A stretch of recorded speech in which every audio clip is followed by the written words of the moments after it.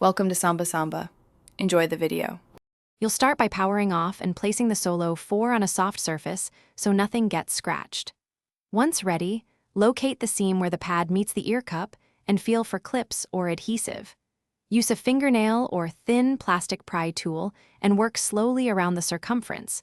Pull gently and evenly to release the pad without tearing the membrane. This avoids stressing the driver assembly. Make sure you keep the removed pad intact to compare fit and mounting style for the new pad. Once the old pad is off, clean the ear cup rim with a 70% isopropyl wipe to remove oils and old adhesive. Let it dry for a minute or two so nothing traps moisture.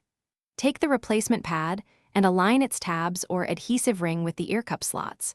Orientation matters for seam and cable clearance. Press the pad into place using 4 to 6 firm pushes around the edge until all clips snap or adhesive seats. This ensures even pressure and correct seal for sound and comfort. After seating the pads, inspect the seam for gaps and wear the headphones briefly to check comfort and alignment. Adjust if the ear cup sits crooked.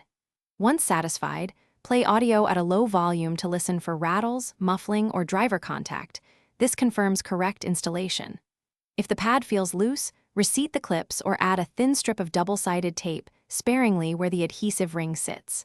If problems persist, remove and re-evaluate clip engagement. Repeating the steps usually resolves fit issues. Thanks for watching. Consider subscribing if we helped you.